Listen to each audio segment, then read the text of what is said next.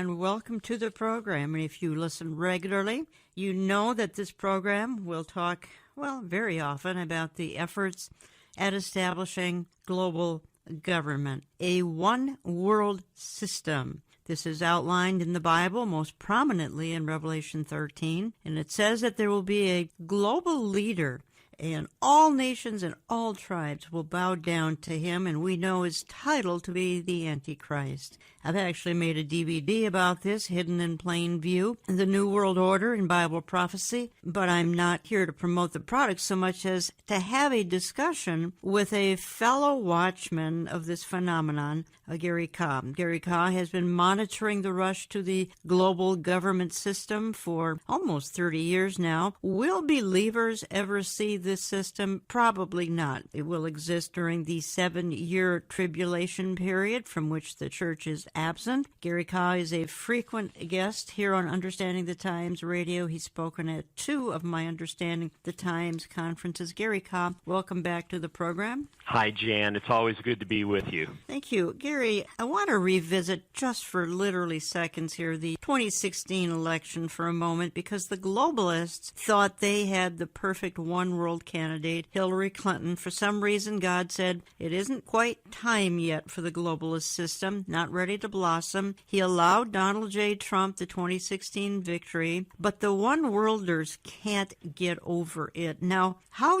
desperate do you think they will get, and what could they do to stop the rush towards American nationalism here in this country? Well, first of all, I think that all of us would enjoy a time of peace in the United States and to see this divisiveness that exists currently come to a halt. But honestly, I believe just the opposite is going to happen. The Democratic Party took a strong turn to the left in the midterms, and I believe they're going to continue to go after President Trump even more vigorously now that they have Adam Schiff, for example, in charge of the House Intelligence Committee. I know there's a pretty large number of Democrats who do want to pursue impeachment. We'll see what happens with that. It's going to be an all-out battle the rest of the way. The problem is good news keeps coming out every day on the economy, and they don't want to see that. I believe they actually want to try to collapse the economy in any way possible while Trump is still in power so that they can use that as a type of backlash against him in the next presidential election. If they can't get him out any other way,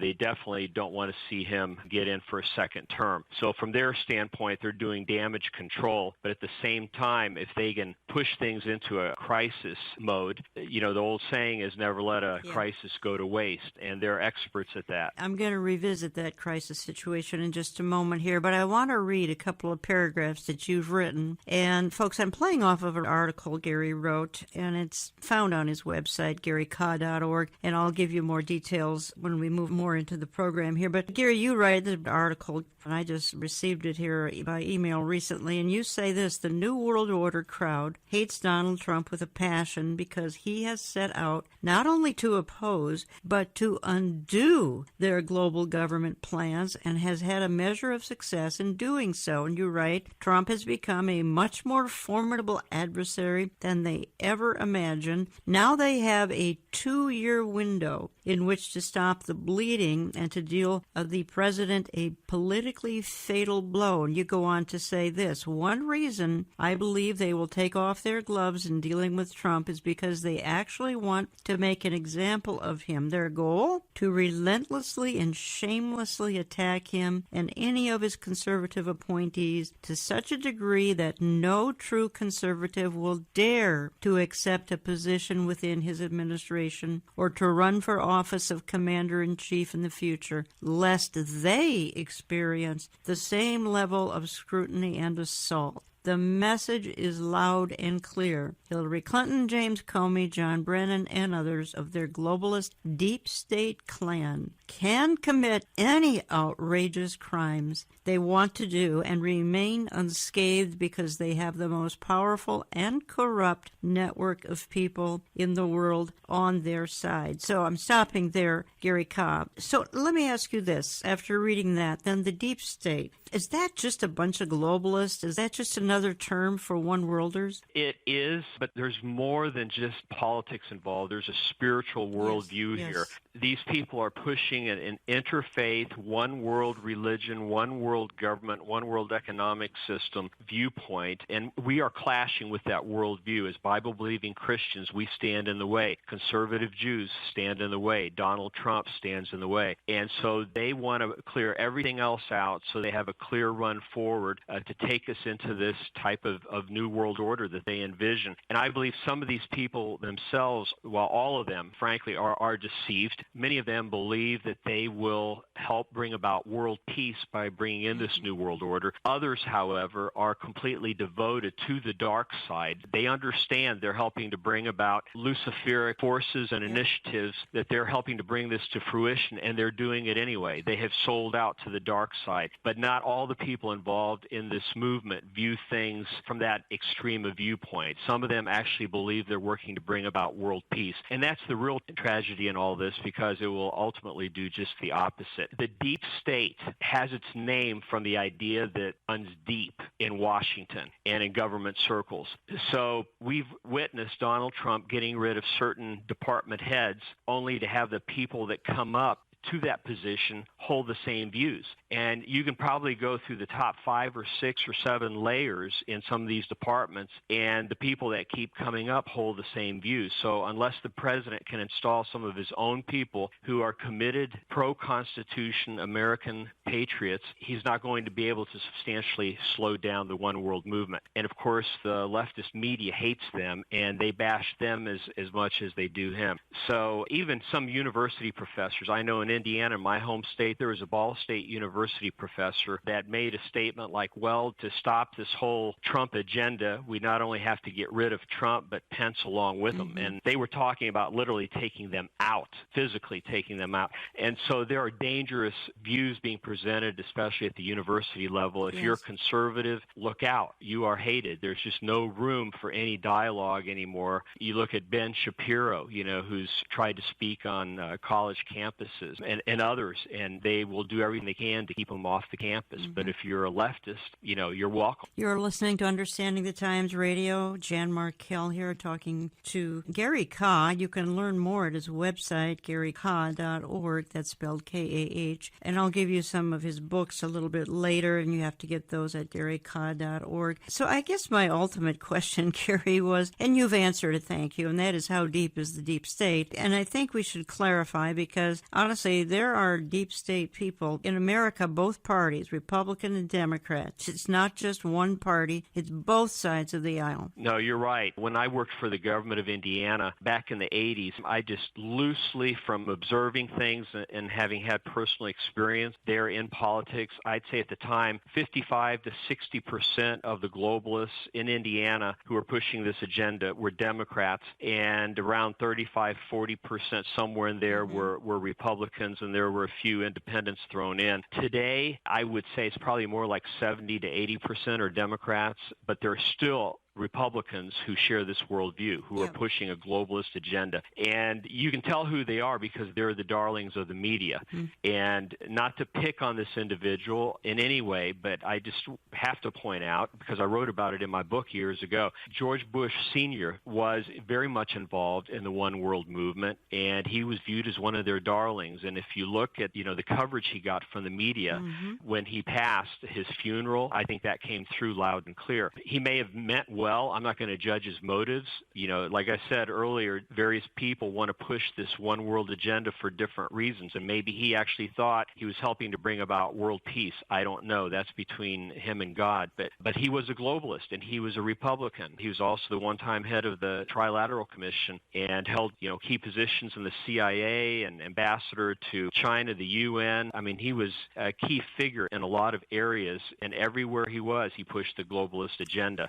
So we cannot fall for the idea that it's only Democrats who are globalists. These people are smart. They've got people in both the Democrat and Republican camp so that they can try to play both sides. I want to quote you again, Gary Kah. You say, I believe we are closer to extreme civil unrest and possibly even civil war than at any time since the 1860s. Our nation stands divided, its citizens holding two completely different, diametrically opposing worldviews. The left and the right cannot coexist within our country much longer. Barring divine intervention, I fear that something is about to give. And I am too, Gary, and I've said that publicly various places as well. And you've already verbalized one of my concerns, and that's having our president or vice president or both taken out, perhaps in a violent way, because again, these one-worlders, these deep state people, they're in a panic, they're in a frenzy. They lost their 2016 election, which they can't get over, and they're just bound and determined to destroy everything in their path. I've had many guests on this program saying the same thing, as these people are intent upon destroying everything in their path until they get their way. Yeah, and it's not just that President Trump is standing in their way, but he's actually had some success in undoing their plan. You know, just the whole NAFTA renegotiating and moving away from that. That throws a major wrench into their plans.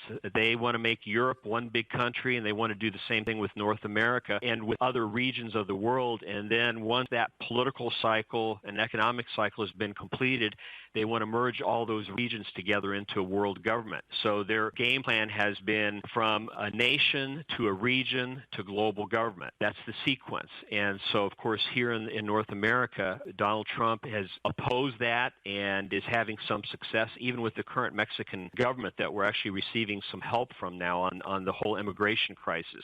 So they hate him because he stands in their way, and he's actually been working to undo their agenda. So we do need to pray for him and for people close to him, including Mike Pence and our Secretary of State Pompeo, who's been doing an excellent job. So we have some good people in there, and we really need to pray for them. Gary, I'm going to play another clip. It happens to be you again. This is possibly more recently. I think you were in Prophecy in the News program. I found it interesting here because you're explaining here when you were first starting out in your business career for the state of Indiana, how you realized here you were traveling globally and kind of became aware of this globalist agenda, and you had some very intriguing things to say here, and I'm going to pick up on a couple of the bullet points when we come back. So it was through those experiences over several years that I first began to hear about an eventual move toward a one world government system. And I was somewhat surprised to find out that some of the people at our embassies favored that idea of there being a single global government over the entire world. And so I began asking somewhat naive questions at the time, and one thing would lead to another, and over time I did get some answers. I began to do some research into things. I had really 3 different experiences that I talk about in my book that were a big turning point over the course of 8 months, looking at the political, the economic, and also the religious aspects of this so-called one world movement. And I began to see the dangers in it for various reasons. For example, if there was a world government, we would lose our current system of checks and balances. Right now in the world, if one country steps out of line, other countries can ally themselves, come together, and oppose that power and put it back in its place. But under a one world regime, where would people run to? If the world government itself is corrupt, there's no place left to go to because the entire world is now under a single global umbrella. And then there was the issue of our U.S. Constitution, which really, the way it's worded right now, it would be very difficult, if not impossible, for us to go into a one-world government. So somehow they would have to scrap our Constitution or change it in a major way. And then also the fact that you would have international bureaucrats somewhere, probably in Europe, calling the shots. And we would also have to pay taxes. Somehow this additional layer of government would have to be funded. And then on top of all that, when you look at those who are, I would say, the most influential people in this movement, they hold a completely different worldview, and it happens to be very anti-Christian, and they also are strongly opposed to Israel and conservative Jews. And so by this time in my research, I began seeing the handwriting on the wall. I thought if all this were to come to fruition, it would be like Adolf Hitler all over again, except truly on a global scale this time. I hope you caught what Gary said there in that middle of that little clip. If this kind of a institution, this global government type of a governing system were installed around the world, where would people run to? I think that's a very profound thought. Right now, people are running to America, to the free world, and there are a few countries left that would be safe. So this experience you're relating there was very early in your career representing trade for the state of Indiana. Yes, it was. I was just putting the pieces together at that time, and I was actually young, very young to be in that position, and I thought from the beginning how strange that the Lord afforded me the opportunity to get this job, and immediately I was traveling overseas for our state government, and one of my first trips took me to Israel, and one of the business people I met there, he was actually with one of the electrical utility companies who's looking at purchasing coal from Indiana. We had lunch together, and he found out that I was very pro-Israel and had a heart for the Jewish people, and he began to share some things with me because he also happened to be a general in the Israeli military. And it just so turned out a few months before I was there, the Israelis had uncovered miles of underground tunnels in southern Lebanon that were stashed with mostly Russian-made military equipment, and they were gearing up using some of the Lebanese, perhaps some of the Syrians to invade Israel. And I asked the question, I said, how can this be? There's been nothing in the international media about this at all. But in Israel, everyone was aware of it because it took months for the Israeli military to get all of this equipment out of Lebanon and bring it to Israel. And so I asked, why this bias in the media? If they know about it, why are they not sharing this with us? And ultimately, it led me to conclude that there is a very strong anti-Israel, anti-Jewish, also anti-Christian bias in the people who, for the most part, control our media. And today we're seeing that. It's out in the open. Back then it wasn't. It was hidden. But Donald Trump has been a type of lightning rod that has brought everything to the surface. The leftists, the globalists, they can't hide their feelings anymore. We see what they believe. Yeah. And I think they also believe there's strength in numbers. They feel that they have enough control in key strategic places of our government, in the media, in our university system,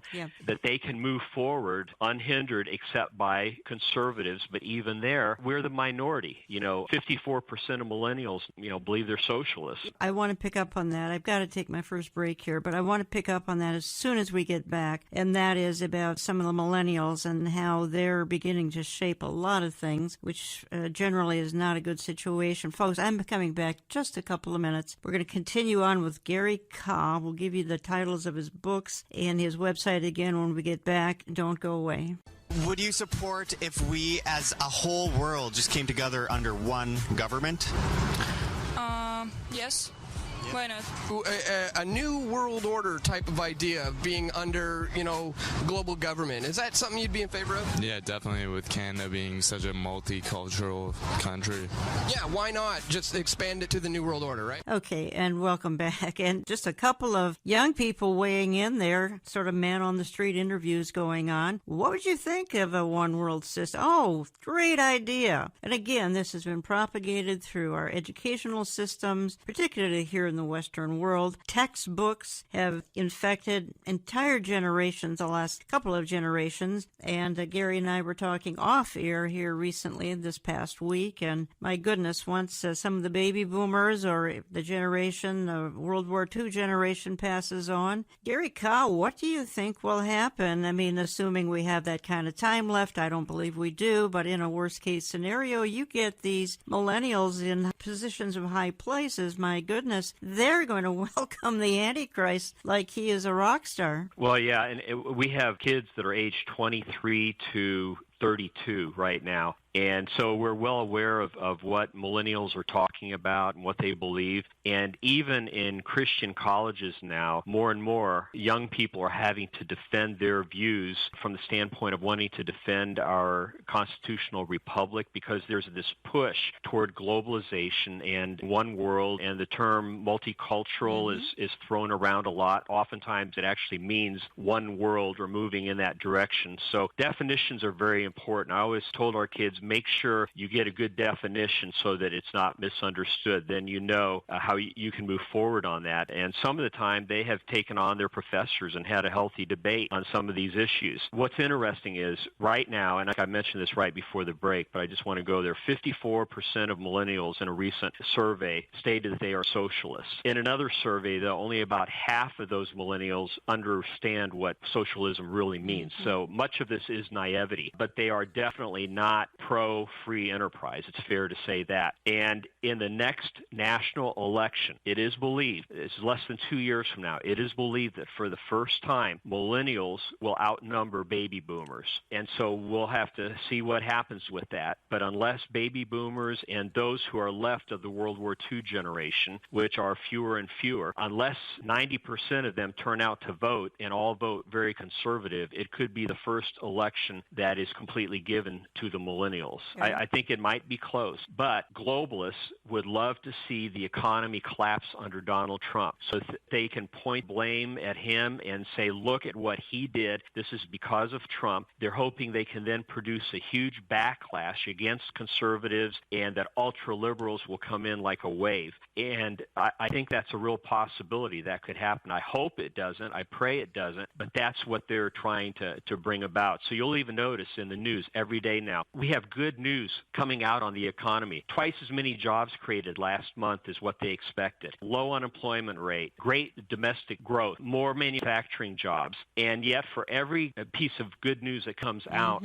the major networks are throwing 3 or 4 other things out there to try to get people to see a negative view. Trade war with China coming. Everything's going to be terrible, on and on. And that plays in the psyche of individuals after a while, and it's made the stock market jittery. Yes. You know, we don't know what's going to happen with this. Only God knows. But globalists would love to try to collapse the economy and pin the blame on Trump. It's a big part of their agenda. I want to direct folks to a couple of products, maybe even 3 products here, and 2 of them are your books, because we're only able to touch on the thumbnail of the topic here, global government and the rush to the one world system. Again, folks, it's outlined in Revelation 13. Gary's got 2 books, En Route to Global Occupation and The New World Religion. Those are 2 books. You've got to find them at GaryKah.org. That's spelled K-A-H, GaryKah.org. I have a DVD called Hidden in Plain View, The New World Order in Bible Prophecy. Find that at my website, olivetreeviews.org, olivetreeviews.org. Go to my store. You can call for my DVD at my office, and you hear that number throughout the program. We're not carrying Gary's products at this time because they're available at GaryKah.org. So honestly, if you really want to understand something that to do justice, we need to do 2-3 programs on today, and we can't. Gary, let me just move on to a couple of other things. And I want to hit Europe here, and you and I talk in just a totally fascinating discussion about France's Emmanuel Macron and issues related to that. First, I want to quote you one more time here. I don't quite want to leave Donald Trump, but you write, and again, this is in his newsletter. Find it at GaryKah.org. My opinion, it seems as if, this is Gary speaking, it seems as if God is allowing tensions to come to a head. He's using Donald Trump as a lightning rod to bring previously hidden political agendas to the surface. The battle lines are being drawn. The far left is becoming increasingly bold and provocative and is gaining strength each passing month, catapulting ultra-liberal millennials into positions of leadership as the more conservative older generations gradually exit the public arena and die off. If we continue on this course, those conservatives who remain will either have to fight or flee to another land. Now, that's strong talk, I think, Gary, to say that people like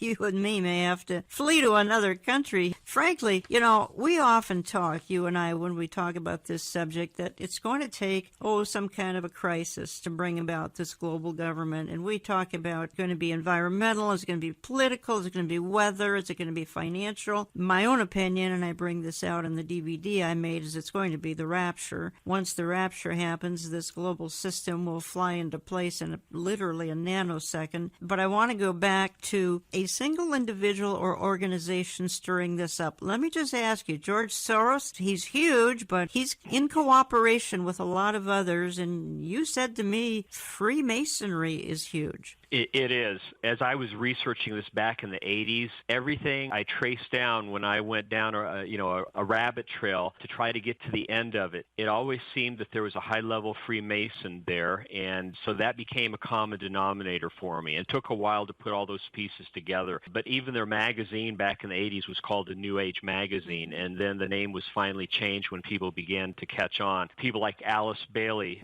the mother of the New Age movement, was a female Freemason. The Theosophical Society was strongly influenced by Freemasonry. Your major foundations over the last century, really, like the Rockefeller family of foundations, the Carnegie foundations, Ford foundations, they have funneled a lot of money in the direction of one world pursuits, a lot of it going to organizations that are heavily stacked by Freemasons. And I'll tell you a quick story. Years ago, I had a friend I met. He was a former 33rd degree Mason. He accepted Christ, came out of Freemasonry, became a Baptist minister, and he said when he was in Freemasonry, kind of one of their well-kept secrets, but it was well understood to him and his cronies within the lodge, and that was that at the time the World Council of Churches was viewed by them as a type of Masonic branch organization because it was so heavily stacked with Freemasons. So here you have an organization that got its original funding from the Rockefeller Foundation that helped to launch it, and anymore today, many of the people within that organization are promoting interfaithism, type of false global unity, not centered on sound doctrine, but just this idea of globalization and bringing all the world's religions together. And they'll say,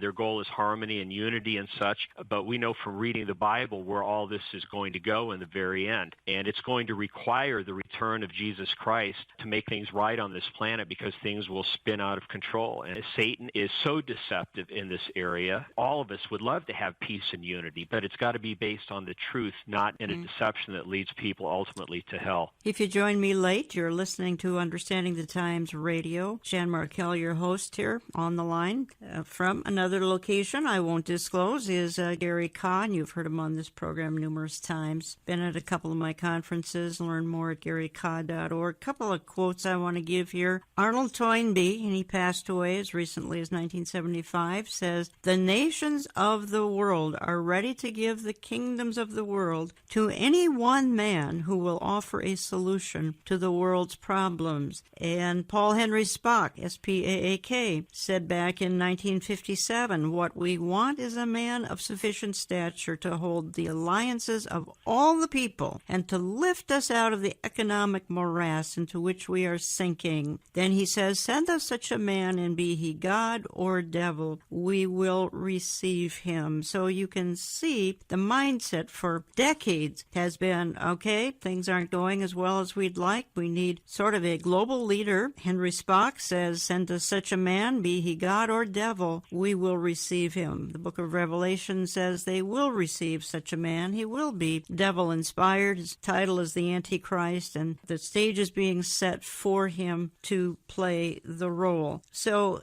Gary Ka, we talked a little bit about, takes a crisis, some kind of a crisis. I suggested environmental, political, weather, financial, all of those things. Throw in the rapture, of course, that will add to it as well. Any other kind of a crisis you can think of that could hasten this system? Well, here in the United States, things are so hostile now that I believe we could be headed into a time of major civil unrest that could come on quite quickly under the right circumstances, and even a type of civil war. And again, I hope that doesn't happen, but we're moving in that direction right now. And I have always felt if such a time, heaven forbid, happens in the United States, we would be very vulnerable to our foreign adversaries. And if we were ever going to get hit from outside of our country, that would be the time that our adversaries would attempt to do so. And if you have a major crisis here in the United States, what happens here affects the entire world, especially the Middle East. If we were suddenly taken out of the way as a major world power because of being preoccupied from a disaster within, what would happen to Israel? Would the countries around Israel decide, okay, this is our time to make a move? Would they try to attack Israel? Israel would no longer have us as an ally. They'd be on their own. I mean, their backs would be against the wall.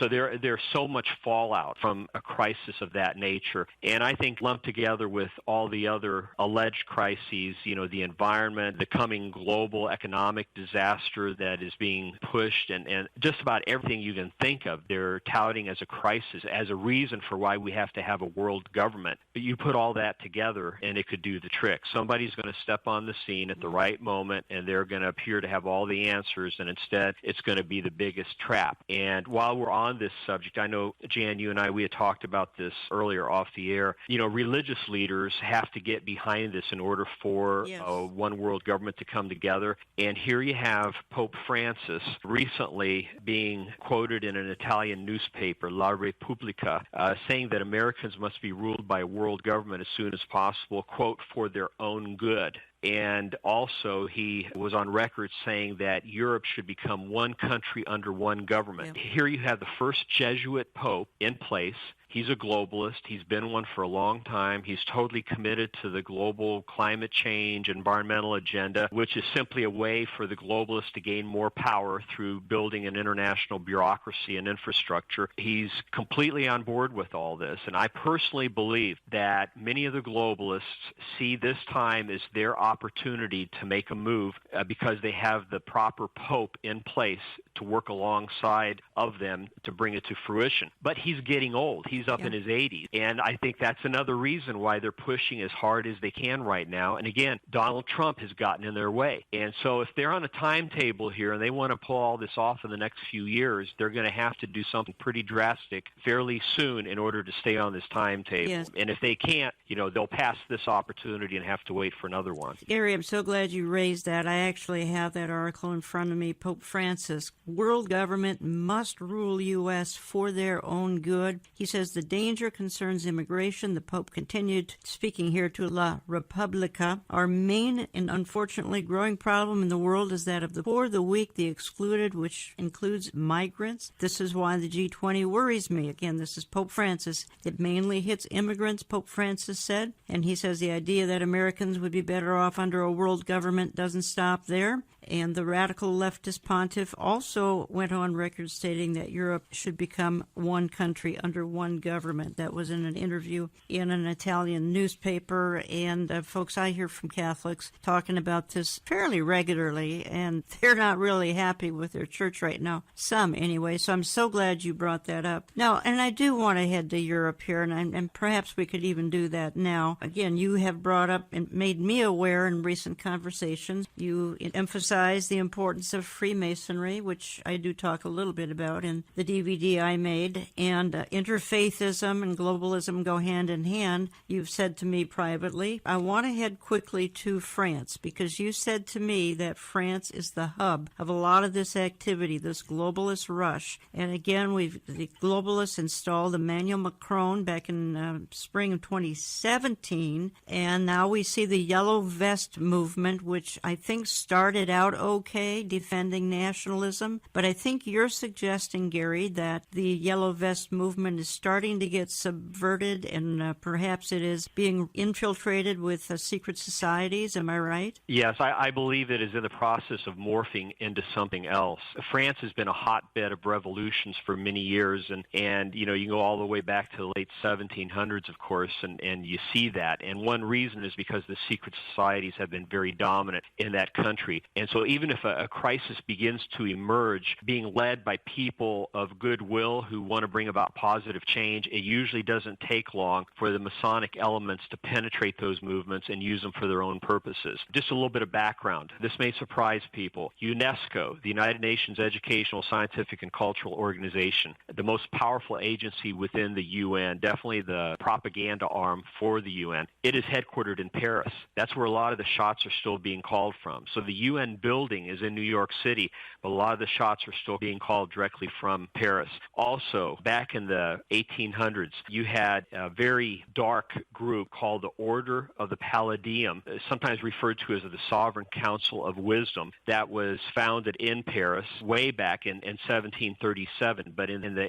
1800s, it had a lot of influence. And Albert Pike, the leader of Scottish Rite Freemasonry during a good part of the 1800s, belonged to that group, worked closely with them, time, and they continue to foment crisis in collaboration with Pike and other top Freemasons in this country. And the Grand Orient Masonic Lodge, which many researchers believe is probably the most powerful or second most powerful lodge in the world, it is still in France. And a lot of these other movements come out of that lodge almost as like arms. And if something is exposed, they're cut off, and these forces just keep going as if nothing happened. So people need to be aware of that. France is a key player in all of this, and sometimes they kind of set the trend. Just one other thing I want to throw in here, a little bit off the subject, but I have to mention it because I've been doing some of this research lately. I want to make people aware of the fact that this same Albert Pike that I just mentioned, who at the time was either the top or second highest Freemason in the world, also helped to found the Ku Klux Klan. And in fact, he wrote the anthem and the rules of that organization. And so you have a tight connection between Freemasonry and the Ku Klux Klan, which was strongly opposed to blacks and also Jews. And yet the ironic thing today is there are some people out there that want to pin the blame for the one world movement completely on the Jews. And yet what I have found in my research is that some of the very top people over the years who've been involved in pushing the one world agenda, like Albert Pike, Mr. New World Order himself, was extremely anti-Jewish and couldn't stand blacks to the point where he was willing to be involved at the top of the Ku Klux Klan. Okay. When we get back, and we have a short segment when I get back, I even want to make a quick comment about how this is entering into the world of the fashion industry. I want to say a word or two about Celine Dion, how she's come out as a globalist. We'll do that. Coming back in just a couple of minutes, we'll wrap this up with Gary Kah. Again, you can learn a lot more at GaryKah.org. Find his books. Find my DVD, Hidden in Plain View, New World Order and Bible Prophecy, olivetreeviews.org, or you can give my office a call. Back in just a couple of minutes. President Donald Trump's speech to the United Nations General Assembly on Tuesday focused largely on putting America first and maintaining sovereignty. The United States will not tell you how to live or work or worship. We only ask that you honor our sovereignty in return. Soon afterward, French President Emmanuel Macron seemed to rebuke Trump's comments during his own speech at the UN. I shall never stop upholding the principle of sovereignty, even in the face of certain nationalism, which we're seeing today, brandishing sovereignty as a way of attacking others. Trump also told this year's largest gathering of world leaders that Americans reject the ideology of globalism. Macron responded to that too by saying he rejects Trump's ideas on globalism. Here today, even those who might criticize it, we have all benefited from the way that global order is structured around globalization. We've all benefited from it.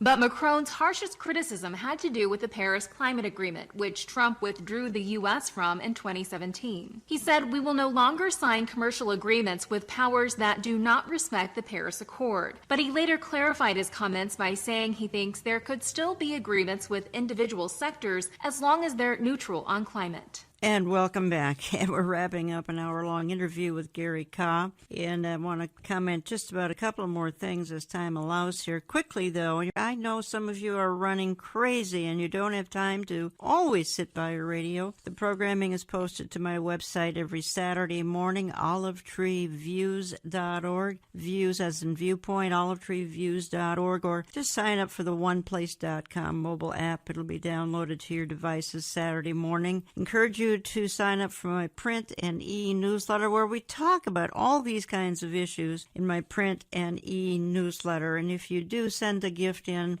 would you always tell us what station you're listening to? It helps when we are sorting through over 800 radio stations to know which stations, well, quite frankly, are productive and which ones are not. So helpful if you'll do that for us. Now, let me make just a couple of comments. Then I want to read another paragraph or two about something Gary's written, and I'm quoting from his print newsletter. Again, find more information, GaryKah.org. You can sign up for that particular newsletter. It's quarterly, and it is by subscription. But I made a little tease in the last segment that this whole topic has even come right on into the world of fashion. And some of you know that singer Celine Dion now has a line of children's clothing with New World Order splashed all over the infant and toddler clothing. Of course, the clothing is gender neutral, and God forbid, a child grow up knowing what gender he or she is. So and she is strongly pushing this globalist one world agenda. And if you see any of the commercials or any of the kind of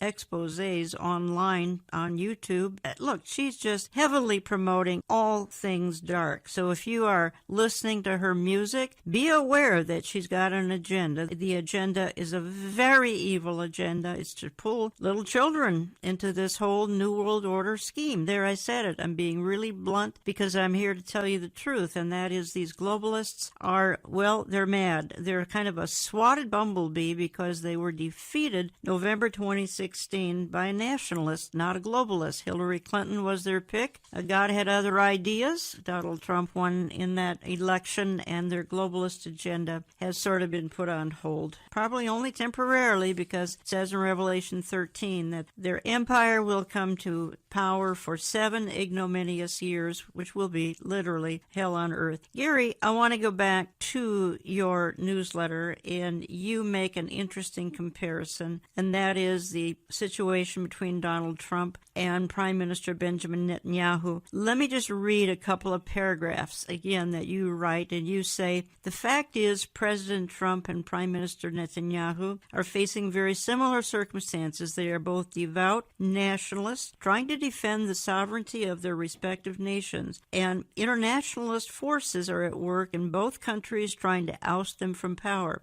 The U.S. and Israel have historically been the most fiercely independent nations on the planet. The U.S. was formed mostly by Christian settlers who sought to escape the corrupt powers and religious impositions of Europe, while Israel was reestablished to give the Jewish people a homeland and safe refuge from their global pursuers. In each case, if our nationalist governments are brought down and replaced by forces loyal to world government, there will be no place to run from the emerging world order. With the exception of a few small nations and islands, the rest of the world is already firmly in the grip of devoted globalists. And then you wrap that up, Gary, and you say, to the power elite, Trump and Netanyahu epitomize the nationalist resistance to their international socialist agenda. Therefore, the efforts of both men must be thoroughly crushed. If the globalists succeed, they will have removed the final 2 major political obstacles to their one-world plan. And then you say Britain's current Brexit scenario presents a new and unforeseen threat to the global powers, although I believe it may be short-lived, as London and the overall culture of the UK seems to remain firmly in the grip of hardened socialists. The real question is, how long can conservatives hold on? Okay, going back to the fact that President Trump and Netanyahu are facing similar circumstances, I guess I'm not totally surprised. I think there's sort of just an unusual parallel between the United States and Israel. But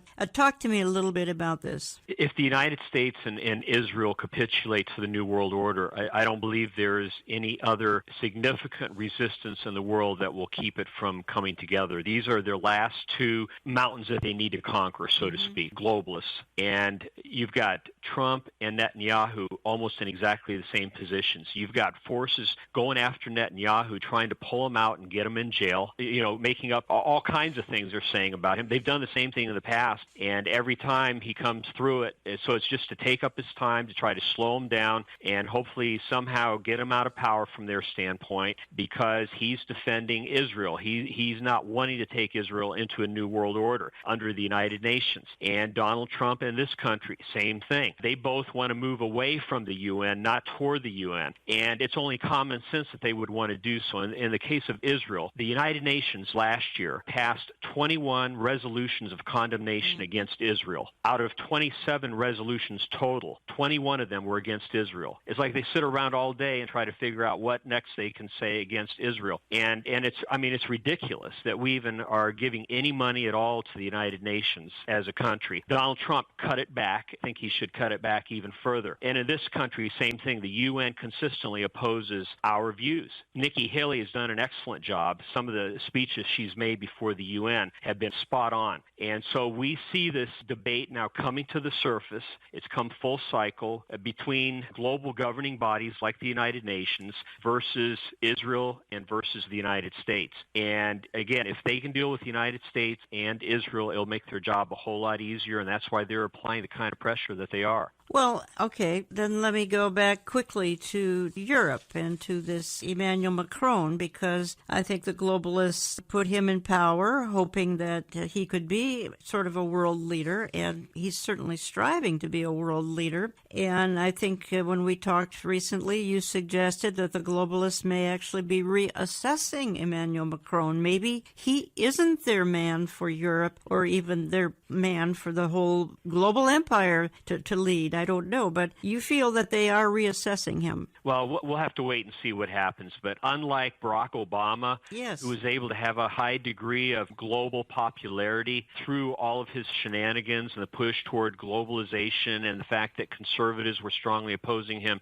in the United States, he was able to maintain overall popularity worldwide for the most part. Macron, on the other hand, he has had to cave in quite a bit in his own country right now just to get things under control. And so I think right now the globalists are questioning his effectiveness and if he can be the one that helps to take France into global government. And I believe they are already trying to take over the yellow vest movement and penetrate that to try to steer things in their direction. So it's a wait and see. We will have to wait and see what happens there. And what about Angela Merkel stepping down?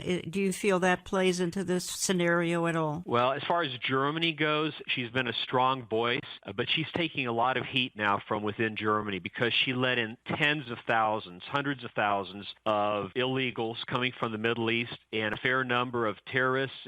We're in the midst of that, and Germany is experiencing higher crime and all kinds of other problems now as a result. And so a lot of the German people feel that she was very naive to allow that to happen, and so she's got her hands full right now. Again, we'll have to wait and see what happens. You have a strong globalist movement in Germany, but you also have a nationalist movement, and then you also have a far right neo-Nazi movement and the far left movement that's merged with the globalist movement. So a very complex political picture in Germany right now, and just about anything could happen in the short term. Well, again, we have tried to cover, and I hope we have sort of hit the high points anyway of the last day's effort to kind of fulfill Revelation 13. Of course, church is gone at that time, but nonetheless, all of these activities have to be a precursor to that time of tribulation, almost literal hell on earth. Again, you can learn more at GaryCah.org. You can find his books at GaryCah.org. Again, my DVD, Hidden in Plain View, The New World Order and Bible Prophecy. You can give my office a call for that, or go online, olivetreeviews.org. I want to go out of the program, and I want to give a couple of verses as I go out of the program, because we've talked about some dark things. And yes, this evil New World Order agenda, it is dark, and it has saturated the entire world. But it says in Psalm 37, "Fret not yourselves because of evildoers. Do not be envious of wrongdoings, for they will soon fade like the grass." It says in Psalm 2 that the Lord laughs and holds these corrupt and wicked people literally in derision, and they will meet an ignominious end. They will have their earthly paradise for just 7 years, and it will be hell on earth, with the church absent and in heaven in the time of their rule. It's called the tribulation. It's mankind ruling with the Antichrist in the driver's seat, and it doesn't end well for him or for his evil participants. You don't want to be here to experience